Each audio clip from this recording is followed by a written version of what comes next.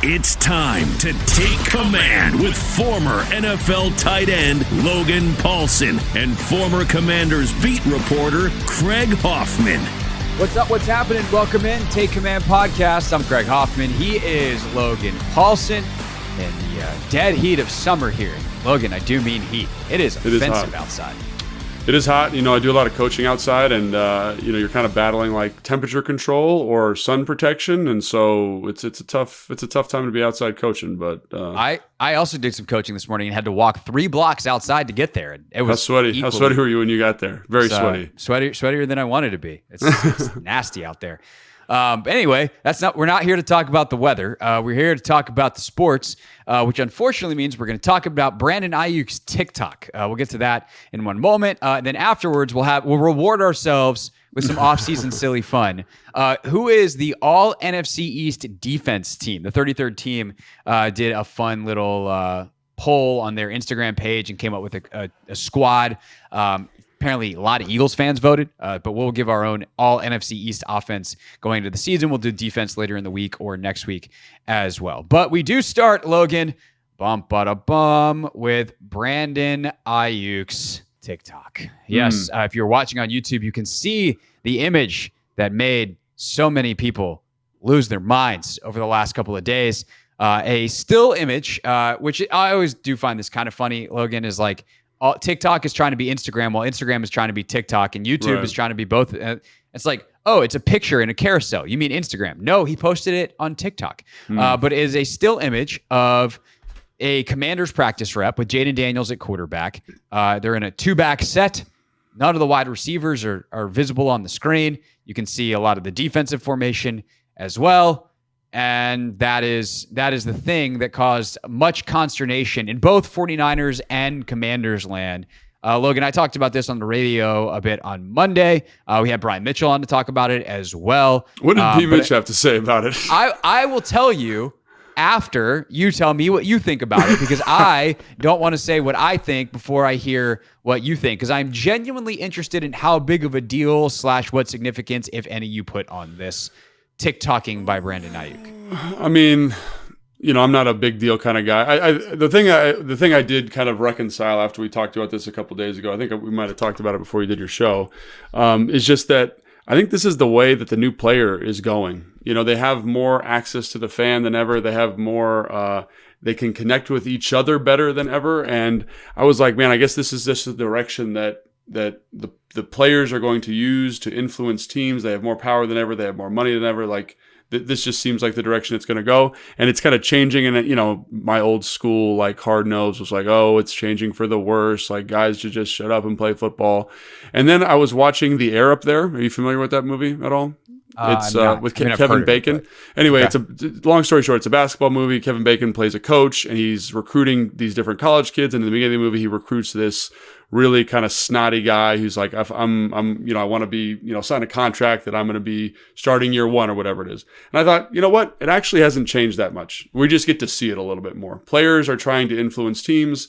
He's trying to influence teams. I think the one thing that kind of bugs me about it is like, unless he asked Daniels to post that, it is kind of a messed up thing to do, because like, everyone knows they're sharing film. They're probably talking through stuff, whatever. But then you post it, and like, that gets people in a lot of trouble.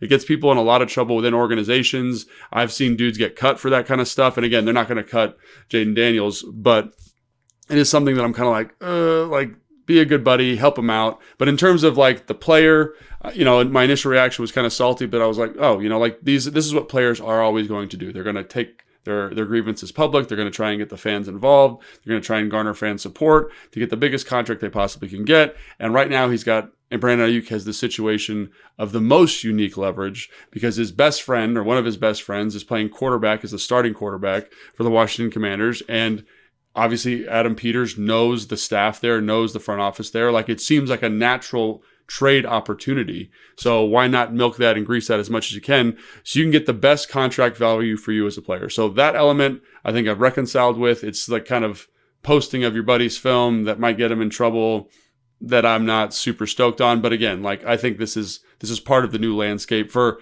every player, not just NFL players, MLB, NBA also. I don't know that this has ever been said this succinctly before, but you, me, and Brian Mitchell are on the same page. Really? Yes. Like, nice. We all, I think, look at this as fairly annoying. That Brandon Aiyuk would put Jaden Daniels in this spot. And again, like, did he ask? Did Jaden say yes? Like, these are all relevant questions, relatively speaking. This is not a huge deal. And I asked this question open-ended to Brian, and he said no. I was like, does this change what you think of Jaden? He's like, no. And I was like, I agree. I think it's worth asking the question as like a journalist interviewing him or someone, just trying to make sure that we ask the right questions to create the right context. To be clear, I wasn't asking that question of Brian to say like, oh yeah, this is. But if he did say it does, well, that's interesting. But I don't think this changes what I think of Jaden Daniels, what I think of him as a leader, what I think of him as the face of the franchise, up and coming, any of that stuff. Honestly, I think the thing that is so, for lack of a better word, triggering for so many Washington fans is we have tried so hard to get the mess out of here. And I don't know, I feel weird using we there. Like, I don't even know who we're talking about. Fans, the organization, the Washington football ecosystem has been like, okay, we've been messy as hell for 25 years under Dan Snyder, and messy in every way you can be on and off the field. And now we have competent people here. We have good people here. We have professionals. Mess is not what we do anymore. And the fact that Brandon Aiyuk is bringing messiness to the Commanders by posting their film and bringing Jaden into the contract stuff, I think is everyone's like, oh, no, we don't do this, please, no. And like it causes an emotional, like you had, like I had, frankly, an emotional reaction that once you take a second to step back and think about what is going on here, really isn't that big of a deal. Because I think on a macro level, you're 100% right. This is nothing new. From guys who are friends that are not on the same team watching film together, which I actually could spin as a positive if I really wanted to. And I don't think I'm even spinning it. Like, Brandon Aiyuk has played under Kyle Shanahan, which I don't have to explain to you, certainly, like what kind of detail and what kind of thought goes into the way Kyle coaches. And thus, I assume Brandon Ayuk's understanding of NFL defenses and NFL offenses. So Jaden watching film with a guy who's been around the league for a couple of years, especially with the coach that he has, I think is ultimately a good thing. But taking a picture of that and sharing it on TikTok is messy, but it also is not like a competitive advantage situation. It's not like he just gave away the Commanders' entire offense. No. Like there's nothing, next to nothing that a team could get out of this. Oh, the Commanders are going to use two backs. Like, yeah, they're going to use two backs. That's not new information. And certainly, by the time training camp rolls around and all the fan videos are on, and like you're going to get way more scouting information from fan videos that are there during training camp than you are the single picture that Brandon Aiyuk put. 100%. It's just the messiness of it. And that's the thing that is, I think, unbecoming. And if I was Adam Peters and Dan Quinn, I'd be like, hey, Jaden, can you tell your boy to not? Yeah. No, I think that's exactly right. I think the only thing that makes it messy is that you are setting kind of a precedent a little bit, like how you handle this, right? Do you call Jaden and say, hey man, like we're not doing this. We're not kind of putting our stuff out there. We're not sharing with other people. And then how do you get that message to the team? It's just something that they're going to, I could see them having to address this. Not like it's not a huge deal, but just kind of, hey guys, reminder, we're not sharing film with other teams. We're playing that stuff pretty close to the vest, especially we're not putting it on social media. And just remember, when you give that clip to somebody, they can do what they want with it. So, let's be a little bit more fastidious with how we handle that. So I think that's probably something to be addressed, and again, like who knows, maybe Jaden said it was okay. I just think the whole thing with Brandon Aiyuk, it's colored him a little bit differently in my perspective, honestly, like the way he's like live streaming conversations saying they don't want me, they don't want this. And I understand the motivation behind it as a player. Like if I was representing him, I'd want him to push like this to see if I could get the San Francisco 49ers. I was going to ask, like, would you? Because if you're John Lynch and whoever replaced Adam Peters running that 49ers front office, like, are you looking at Aiyuk like, oh man, now our feet to the fire? Like, it doesn't change the facts on the ground of their salary cap situation, what they think of him as a player. If anything, it makes him more annoying and less likely to keep around. It makes him more annoying, I think, but also it's like I think one of the things about contract negotiations is making sure that you've established leverage, right? So like, for example, if you keep that behind closed doors, let's just say hypothetically, he doesn't need to live stream it necessarily, but the fact that he's talking to Jaden Daniels, who's now the starting quarterback for the Washington Commanders, and then Jaden now has influence, I'm assuming, and he rightfully should influence over, the front office a little bit, saying, hey man, like I'd love to have that guy here. That's my guy. I want him in the building. I think that is the thing. Now everybody knows that Jaden is now going to probably advocate for him. I'm not, and I'm this is all speculation, obviously. That Jaden would advocate to get him here. Adam Peters now has that in his ear. The 49ers know that. The Commanders know that. It's everybody's chips are on the table, and it is an element of the negotiation that gives him as an individual a little bit more leverage against the 49ers. Now, I think it's annoying. Like if I was John Lynch, I'd be like, this is annoying. Don't do that. But it's out of my control. And I think if you watch Deebo Samuel's contract negotiation, it rings very similar to that from a couple years ago. Like he was posting all this stuff about how they don't want me back, how I want to go here, and how this team contacted me, and Pittsburgh's interested. And look at me and Mike Tomlin talking or whatever. Like there was all this stuff around that, and it just feels like Aiyuk has followed the same mold. He's just picked the Washington Commanders as the avenue of kind of that this circus or the mess that you're describing to create leverage against the 49ers. Do you think Adam looks at the situation any differently? Like he knows Aiyuk. He probably is one of the people that identified to draft him. Like this guy fits what we want to do. If I'm Adam, it doesn't really change. Like I know who Brandon Aiyuk is. The social media activity, I probably knew that maybe that was a quote unquote risk. I know him. I know his personality, and maybe I know that he would do that kind of stuff, and it doesn't actually change, even if people on the outside are learning about it. I know exactly who he is as a player. I know what kind of value contractually I'd put on him based off whatever formulas and the mix of art and science that is deciding a contract value and a trade value. By the way, if you're Adam, does this change? And would it change if it wasn't Adam Peters and it was a new general manager who wasn't the assistant GM in the place that Aiyuk is currently under contract? If anybody is going to handle this the most effectively, it's him. And I think he got to see kind of Brandon Aiyuk's whole evolution and development in San Francisco, And what I mean by that is like Brandon Aiyuk, if you remember correctly, didn't start out like gangbusters, right? Everyone was a little bit disenfranchised with him. They didn't like how he was working. They didn't like how he blocked. They didn't like his professionalism. And so obviously this, I don't want to call him out, but like there's a lack of professionalism, let's say, with Brandon Aiyuk that was stirring earlier. Now, obviously, he got that worked out. He's one of the best receivers in football. Like, I want him to be a Washington Commander. You know what I mean? But I think if anybody knows the person, it's going to be Adam Peters. Like, he's been in him with the building. He understands kind of the bumps and bruises that every individual has, right? If you're talking about Logan Paulson, like, he's a little bit too type A for me, and I don't want that in my, whatever it is, right? Everyone's got their thing. But does that personality fit here in Washington? And I think no one's better equipped to kind of handle that than Adam Peters, because like you said, he's part of the staff that drafted him. He understands the person really well because you've been around him. It's so interesting. Like, we talk about Deshaun Jackson a lot on the show. Like, I actually thought Deshaun was a pretty good teammate overall. You know what I'm saying? But he does have this negative reputation for kind of being, loud and outspoken, right? But he still fit. I could see how he would fit with certain teams really, really well. And right. I think that's having that knowledge of the individual is incredibly important in this example. And he has that knowledge. Yeah, I think that there is also a factor in terms of the development of Jaden as a leader. Where like, do you want to bring that buddy in where all of a sudden he's now like hanging out with Aiyuk all the time? Does it change his relationship with guys like Luke McCaffrey? Like guys like Terry, Jahan. And that was a point that Brian brought up that I thought was really good. He's like, if you're Terry McLaurin or Jahan Dotson, especially watching this, like, what are you thinking? You're like, wait, you clearly want to bring in this guy to replace me?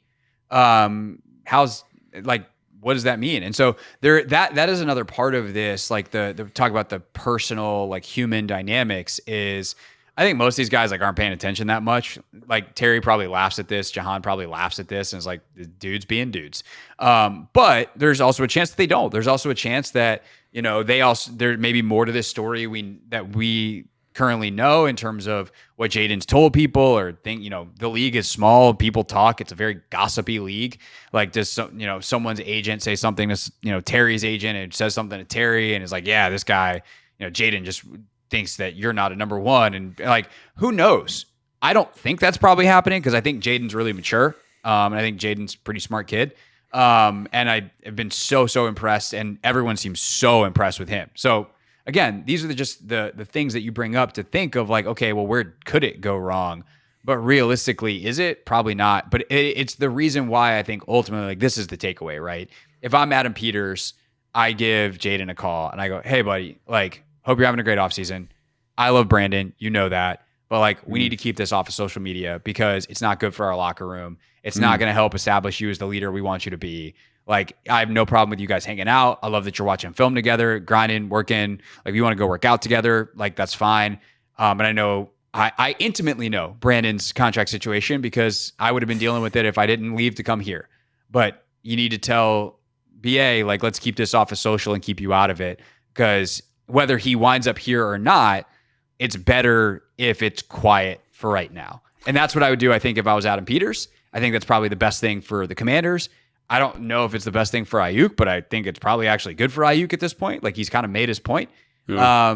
But that seems like the responsible, best outcome here moving forward. That was a fantastic speech, by the way. Fantastic, delivering of the message. I really felt like I was like, oh man, he's talking to Jaden Daniels right now. That was really good. Yeah, I think that's totally fine. I think, and the other thing, like you mentioned, like the Jaden Daniel or the Jahan Dotson and Terry McLaurin, like, how do they feel about it? This is something that is understood, but like never spoken in NFL locker rooms. Like, they're always, if something better happens, they're going to do it. And so this is like the truth that's always underlying everything, every day of your NFL career. Certain guys feel it more acutely than others. Like, obviously, like, I felt it like to the max because like every day was like really intense. But there's even with a guy like Terry, who is somewhat impeachable in the Washington area, like, if something better came along, for example, like, let's say prime Calvin Johnson is available and he says, I want to come to Washington. Like, the Terry, you're the number 2. Sorry, buddy. The team's and if we got to ship you out, we'll ship you out. Yeah, the team's going to do it. And so this does kind of bring that to light, but I do think this is another opportunity and why I trust Adam to be like, hey, man, like, I'd be lying to you, the receivers, if there's something we didn't look into. We love you guys, but we're always looking to get better. And so in the same way that you got to talk to Jaden, I think you probably got to talk to these guys. So you can quell it, but I do think that, like, these conversations are annoying to have.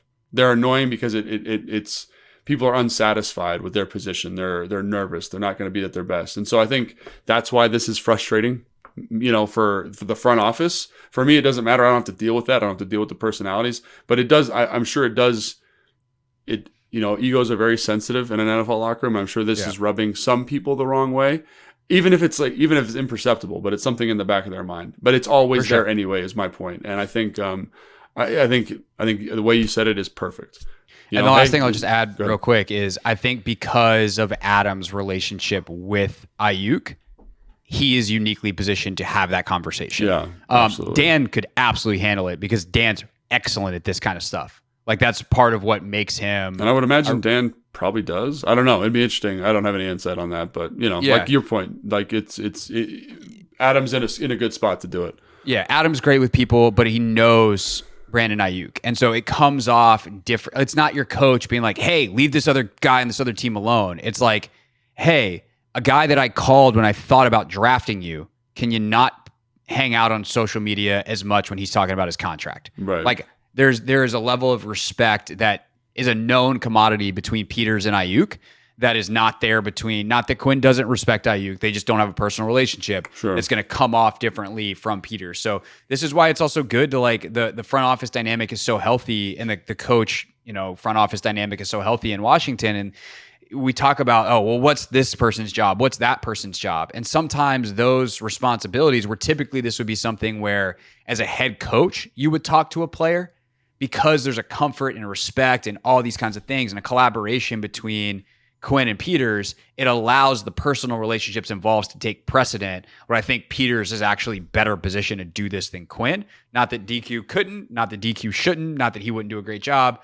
But again, I just think the personal relationships here with Peters and that relationship that Dan and Adam have allows for the optimal outcome here without any hurt feelings between them or any weird dynamics on the team between team coaching staff or roster / players, front office coaching staff. Anything else we want to add, or is that enough Brandon Aiyuk TikTok talk? No, I think it's enough. And that concludes Talk Talk.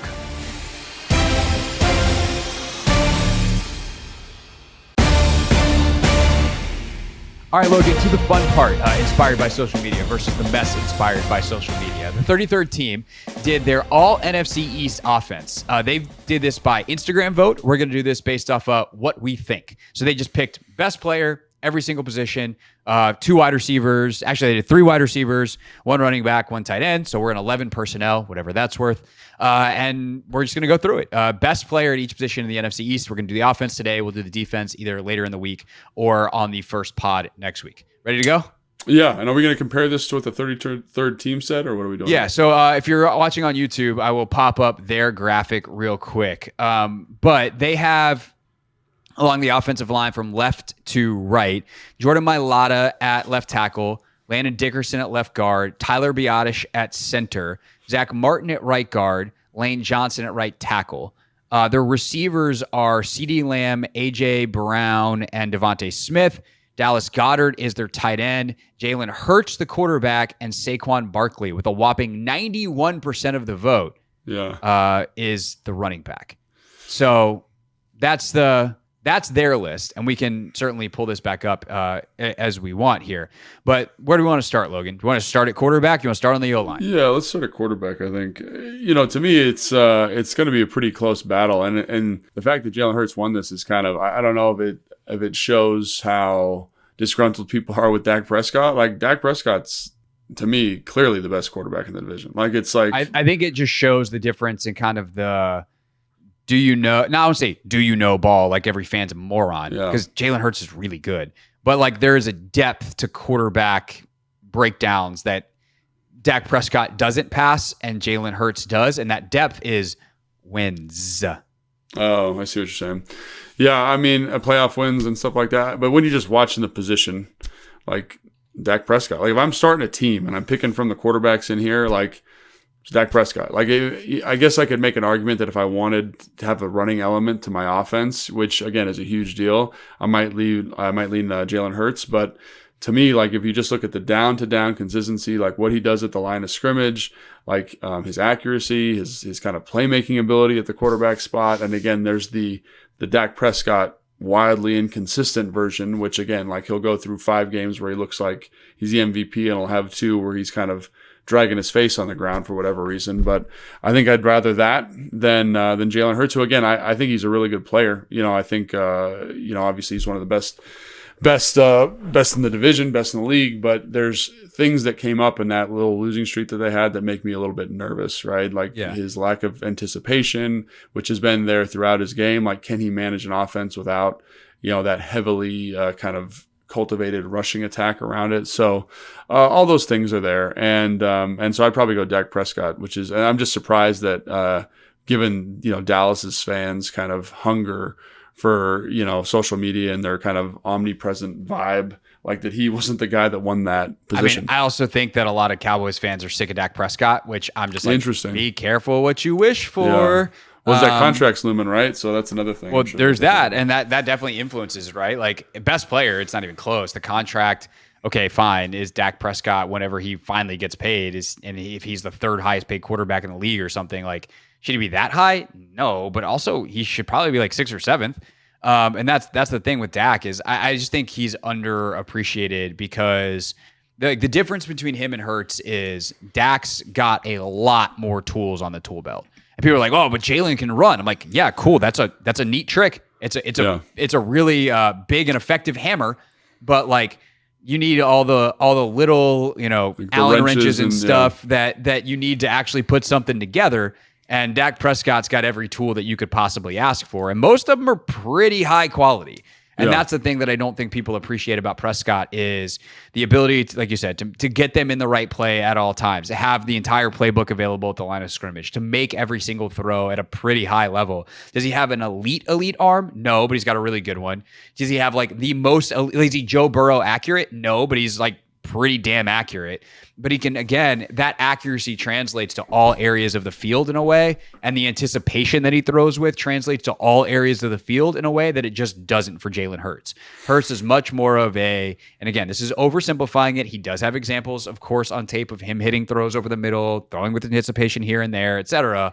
But his absolute best is, let me throw the ball outside, 50-50 ball to Devontae or to AJ Brown, and those guys are fantastic, and you can get away with it with them because they will win and win cleanly. And his accuracy down the field is pretty good on some of those deeper balls. Like some of the placement is really excellent, but it's just not as wide of a skill set, which we've talked about before. So I agree with you. Dak should be the quarterback and here. I feel like I just have to say this every time we do one of these lists. Like, that does not mean we don't like Jalen Hurts. Right? Yeah. Like, just because I said I'm going to pick Dak in this example doesn't mean I don't like Jalen Hurts. It's the same thing with draft evaluations, right? The margin for error is very small, and like he has things that I prefer. Is he still a good quarterback, Jalen? Absolutely. And I think that's important to keep in mind with all of these rankings. Kind of, these are our preferences, and this is why we kind of value the passer more than the athlete, more than the playmaker, more than the leader that I think that Jalen has shown. Like I think Dak does a lot of really special stuff. So I know the Dak playoff thing is it's not a very good piece to the resume, but he has won 12 regular season games, 3 straight, or the Cowboys have, and he's been the quarterback for the very large part of those. All right, quickly, let's do running back. Any reason that it's not Saquon Barkley? Yeah, I mean, I was going to try and make an argument for Brian Robinson, and I think he's probably the second guy in the division, right? In terms of guy that you really value and can catch the football, has got good vision, good contact balance, but there's something special about Saquon's speed and playmaking ability, his size. Like, there's a reason that he was a top 5 pick. Like, he's special. And I think in that offense, he's going to be very special. When we talk about the offensive line here in a little bit, I think that's going to become very clear as to why. But I think B-Rob's close, but I think it's the playmaking ability, the athlete of Saquon, I think just puts him a little bit, puts him ahead, like kind of head and shoulders ahead of every other back in the division. I'm excited as we record this. It's Tuesday, but tonight there's a new episode of Hard Knocks, the Giants offseason. And watching episode 1 last week when Joe Schoen is just like in just absolute, I wouldn't say disbelief. That's not the exact word I'm looking for, but like he just like lived in a different world in terms of Saquon's value. Where some of his scouts are like, "Is anybody going to pay Saquon this?" And he's like, "No way!" And it's like, "Yeah," and it's going to be the team that's geographically closest to you. Right. And that's not going to be good for you. So yeah, he's just a special player. Even if as a pure runner, like who would get the most rushing yards if all you ran was gap or zone or whatever, and what's blocked for, etc. Brian Robinson might have that like vision, whatever. The overall playmaking of Saquon is just unmatched. All right, let's go along the line, and then we'll get to the rest of the skill guys at the wide receiver position. Left tackles. There's stiff competition here. Jordan Mailata wins the 33rd team's vote, but one of the top comments is not having Andrew Thomas on here is actually ridiculous. Yeah. Do you believe with the Giants' hot spot, or are you more in the Jordan Mailata camp? I think when you watch the film, I obviously Andrews is tremendous. He's an excellent football player, and that's part of the deal here of having good players at good positions across the division. Is I look at Mailata though, and I think Mailata is maybe a top 5 offensive lineman in football at the moment. Like, that's how good he's been playing. That's how much better he's gotten. That's the type of athlete you're dealing with, the physicality, the size. Like, there's times where you're like, man, he's not in distress here against a really, really good pass rusher because he's 385, he's 6'8", and he can run. Like, he's just an athlete that is so unique. And so I would have to give the slightest edge to him just because he's also been a little bit healthier. He's been a little bit more consistent. And again, that's Andrews. Like, if he was playing left tackle for me, I'd be doing backflips, right? I think he's probably a top 10 player at the position. I think Mailata's in that top 5, top 6 kind of category for me. So for me, this feels right. And I'm a Mailata fan because of all the stuff he can do, the pass pro, the run blocking, the consistency, the lack of penalties, the solid technique. It's all there for me. So I'm going to say Mailata. Yeah, I'm not going to argue with you on O-line. I think Andrew Thomas is probably the best player on the Giants. Now, like, again, this is one of those things where, like, if I was like doing this actually, I would probably say, oh, like, he'll just play guard. You know what I mean? Like, he'll be he'll be the left guard. Like, because like I want the best guys, right? So like, yeah, why am I going to be? I think he's one of the best 5 O linemen in the division. The problem is if like we're doing position by position rankings, he plays left tackle, and one of the 7 to 9 guys that's better than him in the entire league also plays in the division. Correct. Yeah. Like, if I was doing this for real, it'd be like, Jordan Mailata tackle, Andrews at guard, and I put Landon Dickerson at center, and then Zach Martin or Cosme at right guard, and then our guy Lane Johnson. Like, that's honestly how I would do it. And like, tell me that that's a bad offensive line. I think you're an idiot. Like, that's the best offensive line that anyone's ever seen. But we got to pick left tackles, so I'm picking my line. Yeah. So Andrew Thomas, sorry, that was probably the Giants' best chance to be on this list. Yeah. And Andrew Thomas does fall just short. Left guard, Landon Dickerson. The kid in Dallas, Tyler Smith. He's a good player. Was really good. Is he playing left tackle now though? Like, what is he actually doing? I mean, the plan I think is to keep him at left guard and let Tyler Guyton try at left tackle. And so we'll see. But for discussion purposes, I'd say we put him at left guard. Yeah. I was listening to a podcast over the weekend with Brandon Thorne, who does a lot of great O-line work, and he is super, super high on Smith. Dickerson just signed a monster deal though. He's phenomenal. I think the question, like, he got to play between Mailata and Jason Kelce. Right. He's not going to have Jason Kelce next to him on his right side anymore. But is he good enough that he's still the best left guard in the division?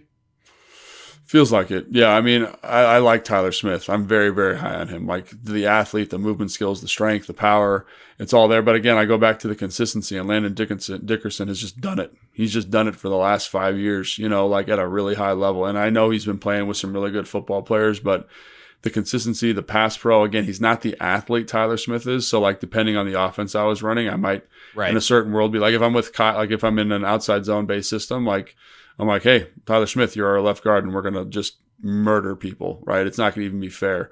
But I think Landon Dickerson in that kind of power spread offense that they run, with the pullers, and they're pulling the center, and you got to win a lot of one-on-one blocks. He's excellent at that. So stylistically, I think depending on what you're doing, you probably go either way. But again, because of the consistency and the total body of work, I'm going to say Landon Dickerson. Center Biotish is the call for people voting on Instagram. I think it's funny because he by far has the lowest percent vote of anybody. It's like 30%. And it's like, I think all the fans of their team just voted for their center. Right. Cam Jurgens is going to take over for Jason Kelce. Good player. We don't know how he is at center. Probably not as good as Jason Kelce, but certainly has a great chance to be very successful considering the linemen around him. He's got the best O-line coach maybe in football, and Jeff Stoutland coaching him up. I would assume that we don't need to talk about the Cowboys center here because the guy that was starting over them last year is Tyler Biotish. And so Biotish moves on. And then is Schmitz going to start for New York? I don't know. I know he was kind of up and down a little bit last year, but I would assume so. I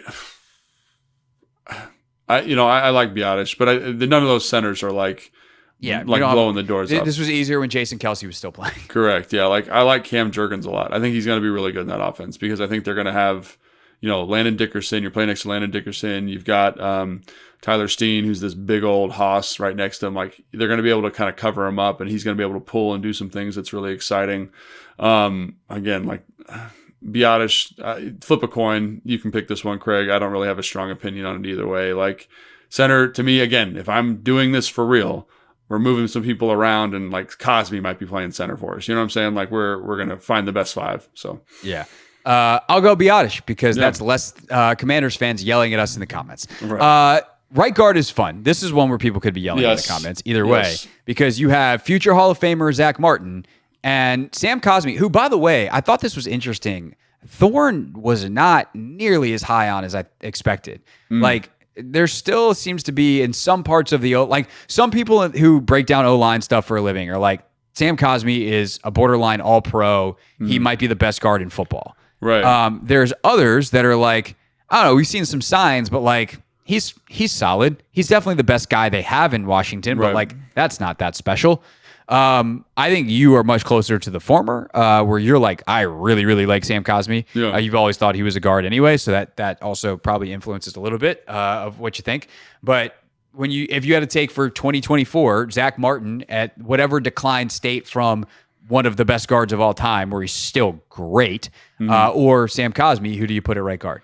I'm probably putting Zach Martin. Like, as much as I like Sam Cosme, like Zach Martin is Zach Martin. Like, there's a level of consistency to his play. Like, there's certain things that you watch when you're watching a lineman, like how easy do they make it look? Mailata makes it look incredibly easy. Zach Martin makes it look incredibly easy. And he's always done that. And I know he's declining. His grades aren't as good as they were, but he's a heck of a football player. And I think, I understand, I'm very high on Sam Cosmi, but I understand the people that are a little bit lower on the internet about Sam Cosmi. There's a little bit of an inconsistency to bull rush power kind of stuff that Zach Martin doesn't have. Again, I think he's going to develop. I'm high on Sam Cosmi. He's awesome. And he's much in the same way Tyler Smith, there's some inconsistency to his game. Cosmi kind of feels the same to me right now, right? Eventually he will be the best right guard in the division, just like Tyler Smith eventually will be the best right guard in the division. Just right now, I'm going to give it to the old head just because of how I think it's hard to overstate how good he is and how consistent Zach Martin is. He's the guy, and he's just, you watch him, the power that he plays with, the technique that he plays with, his ability to anchor versus power rushers. It's pretty high level. So yeah, he's going to the Hall of Fame. Yeah, he's a good football player. Yeah, and he's still, even if he's not his absolute supreme peak, he's still pretty close to it. Yeah, he's very good. So unless that falls off dramatically, then Cosmi could wind up being the right answer this time next year. But definitely is still the standard, along probably with Quentin Nelson at that position in the NFL. Speaking of the standard, we don't need to spend much time at right tackle. Lane Johnson is the man. Lane Johnson's the man, and he's probably the second best offensive lineman in football, maybe the first best, depending on who you ask. He's him and Trent. Him and Trent, and then Tristan Wirfs would be the other guy that I'd throw in there. Those three dudes are pretty special.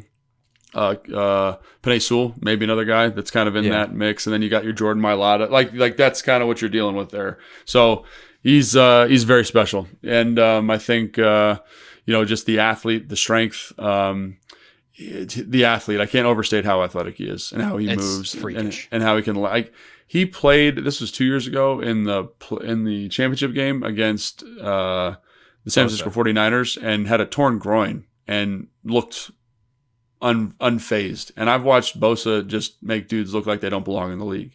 So just to kind of give you a tier, even when he's 70%, he's just another tier above. And I think he's a very special football player. And it's, we were giving the 33rd team some guff because they had all these Eagles guys on there, but they do a great job with those offensive linemen of identifying talent, getting them in there, keeping them around.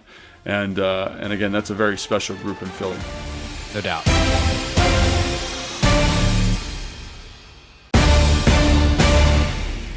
To the skill position, guys, on the outside, this is where it gets, I think, really fun. Tight end.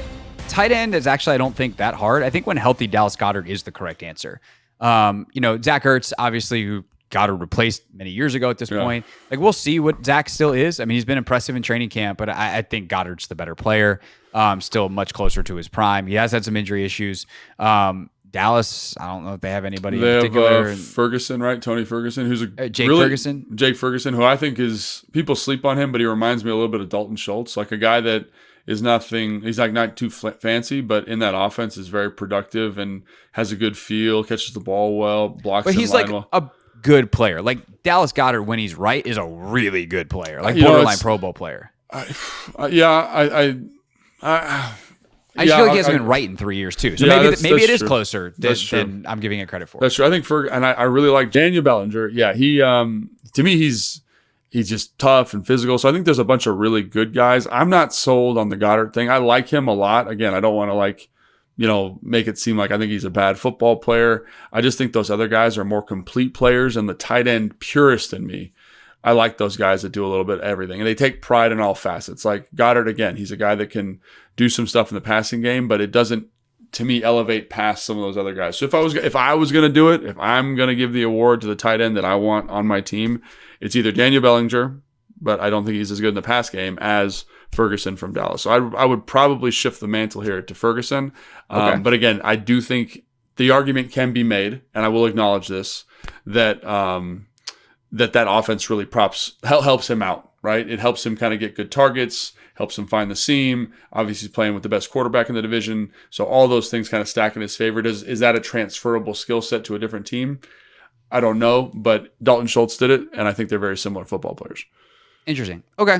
I'll defer to you on tight end because you played it for 10 years, and But again, it's preference. Some guys are going to be like, oh, sure. Like Goddard does this stuff in the pass game, or catches the screen so well, or has this natural feel as a runner.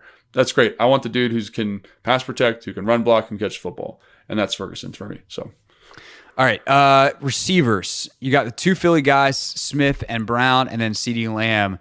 33rd team notes that for them, Lamb was voted best wide receiver and best slot receiver. So we got to pick crazy. We got to pick three receivers in the division. I feel like Brown and Lamb are no-brainers, and then it gets fun. Yeah. To me, it's like I'm surprised that he was voted the best outside receiver over AJ Brown, but I definitely think he's like, obviously it's like 1A, 1B in terms of who the best receiver is. So those two are on the team for sure. Just what is the capacity for both of them, I think. So I don't have a good answer for that. So then for the third guy, you're looking at Devontae Smith for sure, who won the vote here. Terry, I think for sure is on that list, and I think it's probably just those two. Like Jahan didn't do enough to be involved in this conversation. There's no one else in Philly, obviously, over Smith. New York. Neighbors. I guess how good's the Rook? Yeah.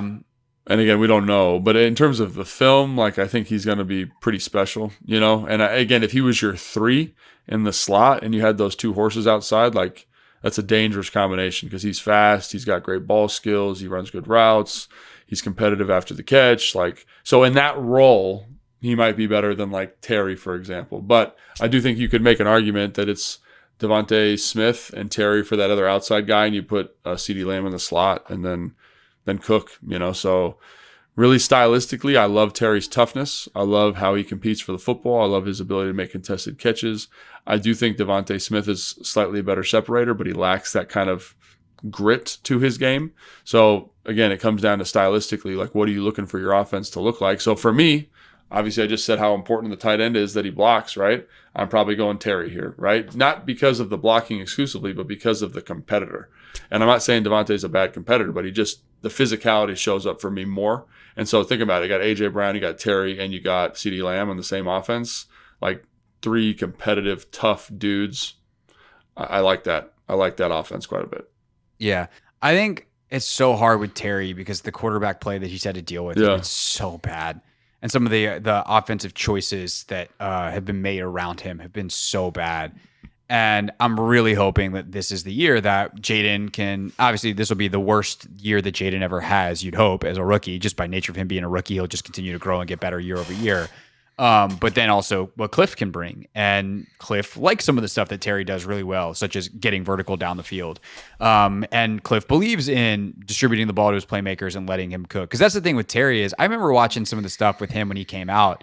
And like you'd see him at Ohio State catch a slant and go 70 yards. And you're just like, why can't they get him slants in this offense? And I think Cliff, whether it comes on actual slants or other things, will get the ball in Terry's hands. And like, let's see what that looks like from a production standpoint, because I know it's not always pretty. No doubt, like route running, precision, Smith's the better player in those categories. But when like Terry just figures out how to get stuff done. And he makes big catches in big spots with regularity, third downs. Hey, you need to play an Indy to save the game. Throw it, the old Taylor Heineke, screw it. Terry's down there somewhere. Yeah. Like Terry and Devontae Smith, by the way, has had some catches like that. So it's not meant to obviously diminish Devontae, but like Terry just has done that on such bad teams. What if you gave him this kind of offensive line and Dak Prescott at quarterback and you let Terry be Terry? Like, how productive would he be? And I think the answer is extraordinarily. And so for a guy that's hit 1,000 yards almost every season, he just missed it, I believe, last year. With the kind of quarterback play he's had in the offenses he's been in, what if he actually had optimal circumstances around him? I think I would take Terry as well. Yeah. And again, it's cultural identity for your organization, and we want to be a tough physical football team. And so that's who we're going to pick at that other receiver spot. Of course, if you like rankings, you want to know who perhaps the offensive coordinator would be of our team. We did our coach rankings last week. Our ranking series available for you to listen to anytime, anywhere, on demand. That is the nature of a podcast. So check out the previous editions of Take Command, and you can listen to our positional group rankings, so team by team position groups, our coach rankings, offense, defense, and we'll do our all individual players defensive team coming up either later this week or next week. As we steamroll towards training camp, we are only a couple weeks away. I just got a note from the PR staff there. I think we're going to do some kind of get together before the season. Oh. So, preseason activities starting. Very excited about that. And training camp will be here before you know it. So thanks to everyone for listening. I hope you enjoyed it. Let us know what you liked in the comments. Let us know what you hated in the comments too. I don't know that I need to tell people to do that because they tend to do that on their own. But if you need some encouragement, here you go. That's Logan. I'm Craig. We'll see you next time on Take Command. Thanks for watching this clip of Take Command, which has a brand new home. That's right. You can watch on YouTube at the Team 980. You can also listen to full episodes in the free Odyssey app, which is now enabled with Apple CarPlay. So we'll just, follow you around.